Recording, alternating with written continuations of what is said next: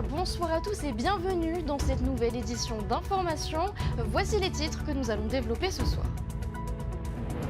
La Polynésie suffoque. La vague de chaleur qui s'abat sur le Fénois se répercute sur les graphiques de d'été. Un pic de consommation d'électricité que les professionnels de la Punar'u nous expliquent au début de ce journal. Circulation, délinquance et rythme scolaire au programme du 4e Conseil des ministres délocalisé. Une rencontre qui, vous le verrez, a rassemblé une bonne partie de la famille indépendantiste à Paea ce matin.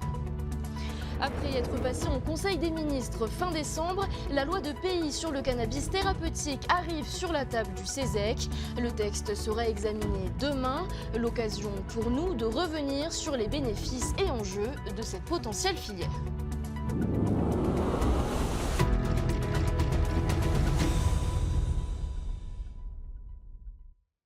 Vous l'avez certainement ressenti, les températures sont montées ces derniers jours et comme chaque année pendant la saison chaude, les climatisations tournent à plein régime. Un pic de consommation électrique a donc été observé sur le territoire. Les précisions de Nicolas Pérez et Ndieb. Il fait chaud, très chaud. Depuis quelques jours, les Polynésiens étouffent. Une chaleur que l'on doit à l'installation du phénomène El Niño et qui se vérifie également sur la consommation d'électricité. Par rapport à une dernière, la même période, janvier, qui fait plus chaud aujourd'hui et nous avons une différence de 7 MW. 7 MW supplémentaires qui correspondent à la consommation journalière de 2800 foyers. Sans surprise, le poste le plus énergivore reste la climatisation. Avec une augmentation d'environ 10% de la production, le fournisseur d'électricité encourage les Polynésiens à mieux maîtriser leur consommation. Il faut qu'on consomme mieux l'énergie et en la consommant mieux, il faut qu'on en consomme moins. C'est-à-dire que par exemple, si je prends l'exemple de la climatisation, il faut climatiser à bon escient. Ce n'est pas la peine de climatiser à 18 degrés 24 heures sur 24. Si vous n'êtes pas là la journée, climatisez pas chez vous, ça n'a aucun intérêt. Point positif, les énergies renouvelables sont au plus haut. Le monde est bien fait, c'est qu'en ce moment il y a beaucoup de soleil et il y a beaucoup d'eau parce qu'il y a beaucoup d'humidité dans l'air. Donc on a un recours aux énergies renouvelables en ce moment qui est très fort, puisque sur le mois de janvier on va être à peu près à 55-60% d'énergie renouvelable. Du côté des professionnels de la climatisation, le rythme des interventions grimpe aussi vite que la température. Par rapport au temps normal, je dirais qu'il y a à peu près facile, au moins 20% en plus d'intervention que d'habitude. Une course après la fraîcheur qui devrait ralentir son rythme avec l'arrivée de fortes pluies dans les prochains jours. Après les fortes chaleurs, donc, les fortes pluies. Selon Météo France, un épisode de mauvais temps va frapper le Fénois. Pluies orageuses et rafales de vent sont attendues sur les îles de la Société et les Australes dès demain. En cause, une zone de dépression formée entre Fidji et les îles Cook qui se déplace vers le sud-est du territoire. Les explications de Thierry Dupont au micro de Joseph Poulain. On a ce flux de nord là qui crée ces températures élevées, qui va également alimenter de l'activité convective, c'est-à-dire de l'activité pluvio-orageuse. Cette activité convective qui va au départ plutôt naître vers les Fidji, vers les Tonga, vers Niue, va se décaler progressivement vers l'est jusqu'à la Polynésie. Donc probablement ce week-end, un épisode pluvio-orageux qui débutera à partir de dimanche, où on attend effectivement donc des fortes pluies probablement pour la fin de semaine et début de semaine prochaine, des fortes pluies, des orages et puis évidemment des rafales de vent. Les zones qui seront les plus exposées à ce mauvais temps seront l'archipel de la Société, probablement le sud-ouest des Tuamotu et les Australes. Après, au niveau risque de dépression et de formation tropicale, évidemment c'est encore un peu loin pour savoir également ce qui va se passer. Il y a encore beaucoup d'incertitudes. Évidemment, par contre, c'est une situation qui est un peu favorable à la formation, donc on va surveiller de très près quelle sera l'évolution à venir. Avis aux usagers de la route, Hitia sera encore bloqué pour quelques temps. Les travaux progressent au PK 43, mais vous le voyez sur ces images, la masse de terre à évacuer est importante et des équipes sont mobilisées de 5h à 19h. Le ministre des Grands Travaux, Jordi Chan, se rendra sur place vendredi pour faire le point avec la direction de l'équipement. Il devrait annoncer une date prévisionnelle de réouverture de la route. En attendant, différentes pistes sont étudiées par le pays et la société Aremiti pour mettre en place une navette maritime pour les élèves, un dossier abordé en Conseil des ministres. Et un conseil des ministres délocalisé qui s'est justement tenu ce matin à Paea, commune dont le maire n'est autre que Anthony Géros, président de l'Assemblée. Et circulation, délinquance et rythme scolaire étaient au programme de l'ordre du jour. Laure Philibert et Matay Horey étaient sur place. Une fois n'est pas coutume, c'est l'invité qui accueille l'hôte pour ce conseil des ministres externalisé à Paea. Comme les usagers chaque matin, le Tavana aussi a été victime des embouteillages. C'est à Manouiti et pas à la mairie que le gouvernement est reçu, la salle du conseil municipal n'étant pas adaptée aux fortes chaleurs. Un accueil des plus sobres, sans orchestre ni couronne. Même la lumière n'est installée qu'au-dessus de la table principale. Ça s'est fait un peu dans la précipitation, parce qu'attention, quand le gouvernement se réunit, il faut la sécurité, il ne faut pas que les gens puissent rentrer dedans. On a parlé de la délinquance et de la manière dont on pourrait travailler de concert pour essayer de battre en brèche cette incivilité qu'on rencontre notamment aux abords du CES de Paea. C'est le cauchemar des automobilistes. La circulation n'a pas manqué d'être évoquée. L'élargissement des trottoirs qui provoque, il faut le dire, une espèce d'engorgement du trafic sur la partie centre-ville de Paea. Il faut se reposer la question de ces aménagements, malheureusement. Et puis, il y a toujours cette question pendante de cette route du Sud. Alors, c'est un sujet politiquement qu'il faut aborder avec beaucoup de délicatesse, puisqu'il y a quand même eu 2 échecs électoraux liés au fait d'avoir voulu imposer cette route. Donc on n'est pas là pour imposer quoi que ce soit. Je pense qu'à un moment ou à un autre, c'est une discussion qu'on aura, d'abord avec la commune de Paea, mais aussi avec toutes les communes concernées par le tracé de cette route, quel qu'il soit. Nous avons une stratégie en 2 axes pour y arriver. Le premier, c'est d'améliorer l'infrastructure routière. Donc en optimisant le réseau, par exemple sur Paea, en aménagement des encoches pour bus, pour éviter qu'ils s'arrêtent en plein milieu de la route, et également en augmentant la capacité du réseau. Également au menu des discussions, la mise en place d'alternatives en attendant la réouverture de la route à Hitia. Ce que nous prévoyons de faire, c'est de faire un point de situation vendredi sur site pour déterminer si des travaux de purge doivent être poursuivis ou si la route peut être ouverte. Les élèves de Hitia qui sont coupés de l'accès à leurs établissements scolaires. On a évoqué ce matin la possibilité d'utiliser une navette maritime. Donc voilà des idées qui pourraient éventuellement être des possibilités de répondre aux problèmes routiers. Cette première rencontre, qui s'est étendue au-delà de la matinée, s'est achevée par un grand Maataiti avec la famille indépendantiste et même quelques invités, comme la présidente du CESEC, le haut-commissaire et l'actuel président du Congrès calédonien, Rokwamitan. C'est à Moorea que se tiendra le prochain conseil délocalisé, fin février. Et en marge du Conseil des ministres, le président du pays a également dressé un bilan de ses rencontres à Paris, des rencontres avec le ministre de l'économie et les responsables de BPI France.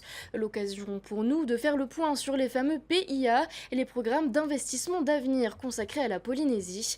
On écoute Moitai Broderson au micro de Laure Philibert et Matay Horey. On a voulu rencontrer effectivement le cabinet du Premier ministre, le cabinet du ministre des Affaires étrangères. On a rencontré la ministre de l'Éducation, de la Jeunesse et des Sports. On a également rencontré la délégation outre-mer des ministères sociaux. Donc avec tous ces ministères-là, on a fait un passage en revue des mécanismes existants et ceux qui sont en cours de renouvellement, le CDT, l'ensemble des conventions, santé, etc. Tout ça est en très bonne voie. Avec la BPI plus particulièrement, vous savez qu'on a un peu raté le coche du PIA 3. Maintenant le PIA 4 est intégré au dispositif France 2030. Et il y a de belles perspectives puisqu'on a à peu près 800 millions qui vont pouvoir être consacrés au soutien à nos entreprises au travers de ce PIA 4 intégré à France 2030. En plus de ça, on a discuté de la possibilité de mise en place d'un prêt spécifique qui serait garanti par le pays mais financé par la BPI qui pourrait venir en appui sectoriel très très ciblé avec des taux très intéressants pour nos entreprises. Cette information, à présent, il n'y aura non pas un, mais 2 directeurs à la tête de TNTV, car le Tefa Atou est nommé directeur général et Ivo Per directeur général délégué. Le CA a voulu tenir compte du vote du personnel de vendredi dernier. 42 avaient opté pour Ivo Per, 11 pour Michael Charlet et 9 pour Karl Tefa Atou. Pour autant, la création d'un poste à responsabilité dans un contexte de réduction des charges a suscité des interrogations. On écoute les explications de Moetai Broderson. Moi, je ne suis pas dans une logique de rigueur, je suis dans une logique de bonne gestion des deniers publics.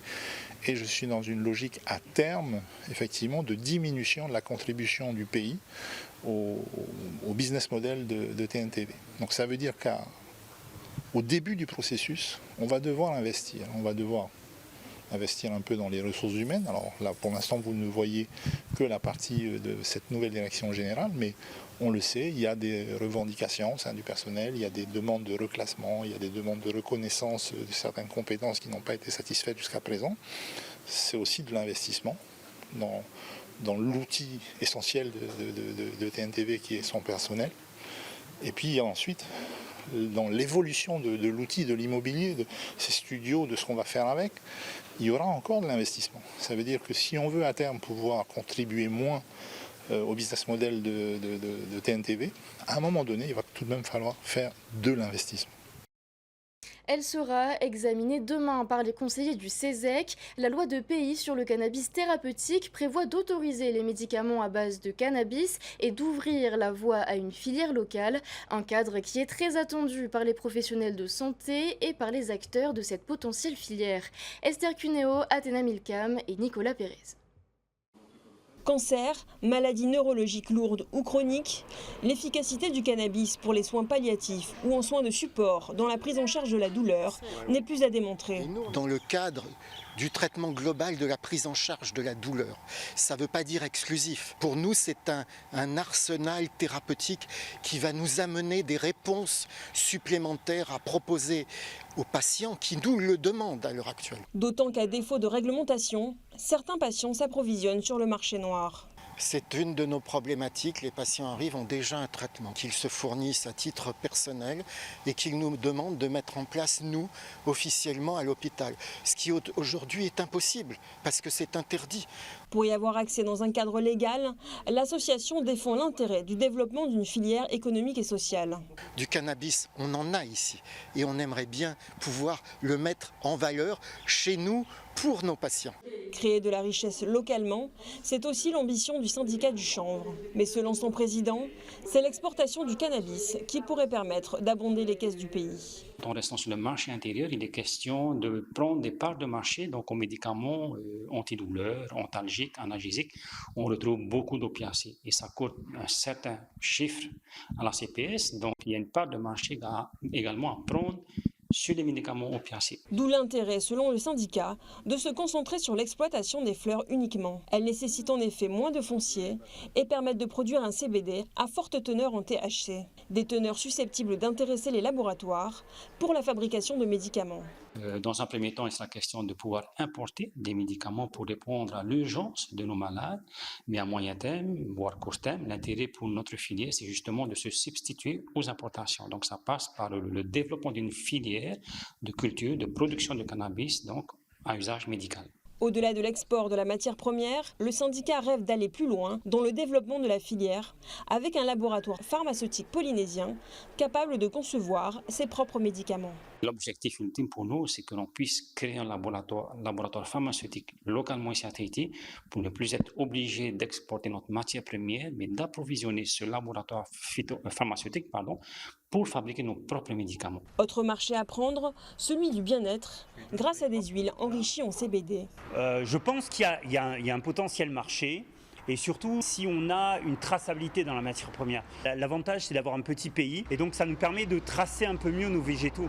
Donc ça pourrait nous apporter un plus sur le marché parce qu'aujourd'hui, les marques sont énormément demandeurs de prix, de qualité, mais aussi de traçabilité pour être sûr que la matière première provient bien de l'aire géographique qui est dite. Avec sa nouvelle unité acquise en 2023, le laboratoire de cosmétologie est aujourd'hui capable d'extraire lui-même le CBD. Preuve que les industriels sont prêts, à condition d'avoir un cadre juridique clair. Après son passage au CESEC, le texte devrait être étudié à l'Assemblée en commission de santé avant de passer en séance plénière courant février. En février également, à l'approche de la Saint-Valentin, la fédération Heiwei organise sa 13e édition du Festival de la Fleur et de l'Artisanat. Une vingtaine d'associations seront présentes, c'est 2 fois plus que l'année dernière. Vous pouvez vous rendre à l'exposition vente dans les jardins de la mairie de Pape-Été jusqu'au 14 février. Myrna Adams vous dévoile les détails de l'événement au micro de Veitja Renauta. L'objectif, c'est de donner du travail à toutes les associations de Pape-Été. Cette fédération regroupe toutes les associations de Pape-Été. En principe, c'est dédié à eux. Alors, on peut trouver toutes sortes de plantes, de produits artisanaux et aussi un tatoueur et un masseur. Cette année, nous avons du monde. Plus que l'année dernière, nous avons doublé. Alors ça fait que j'étais obligée de faire avec l'aide de Hinate Atama, élue de la mairie de Pape-Été. Elle nous a offert des chapiteaux. C'est pour ça que nous avons besoin de toute cette surface. L'ouverture officielle se fera jeudi. Tous les jours, nous sommes ouverts de lundi à dimanche, de 9h du matin à 17h. Du sport à présent, la 2e édition de la Patiri Race se disputera au stade de la Punar'u ce samedi. Une course de vitesse sur 100 mètres qui déterminera le coureur le plus rapide de Polynésie. Elle est ouverte à tous, c'est donc l'occasion pour la fédération d'athlétisme de déceler de nouveaux talents. Ndieb a assisté à l'entraînement de certains athlètes, regardez. La position des pieds, la posture, l'alignement du corps, le départ d'un sprint nécessitent des réglages spécifiques qui peuvent faire toute la différence. Le sprint, le départ, ça compte. Et suivant la course que tu mets derrière le départ, ça peut jouer beaucoup.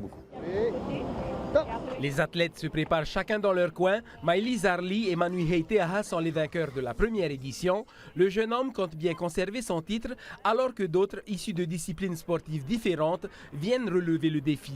En grosse préparation là pour essayer de la gagner encore. Tu te rappelles de ta performance à l'année? Je devais être en 11,80 il me semble, 11 secondes 80. C'est une préparation spécifique surtout dans le 100 mètres où il faut beaucoup travailler les départs et même la suite de la course. Moi à la base je suis un joueur de badminton, ça fait 7-8 ans que j'en pratique. Je connais mes capacités physiques et je sais que je suis un coureur de longue distance mais aussi de courte distance avec l'intensité dans les jambes que j'ai grâce aux appuis du badminton. Je descends en dessous des 11 secondes, du coup je me suis renseigné par rapport au barème de notes et bon, on verra bien. On fait beaucoup d'échauffement pour ne pas se blesser et plein d'accels et de mobilité. Pour cette 2e édition, la Fédération d'athlétisme en Polynésie a ajouté une course handi et sport adapté. Pour motiver les fédérations d'autres disciplines à participer, un nouveau prize money leur est dédié. S'il y a au moins 10 participants d'une autre fédération, le meilleur coureur, par exemple de la fédération de football, aura un prize money de 10 000 francs. L'idée, c'est de faire de la détection. On sait que dans toutes les disciplines, il y a des bons sprinteurs. Qui sera le plus rapide? La réponse ce samedi 3 février de 15 à 20 h au stade Punar'u. Voilà pour l'actualité de ce mercredi. Au programme ce soir sur TNTV, à 19h20, un épisode de la série Une île, un artiste. Ce soir, direction Moorea pour faire la rencontre de Temoana, un photographe passionné. Juste après, voyez 2 épisodes de la série Grey's Anatomy. Et très bonne soirée à tous, on se retrouve demain. Retrouvez ce journal en replay sur notre site internet et notre application mobile TNTV.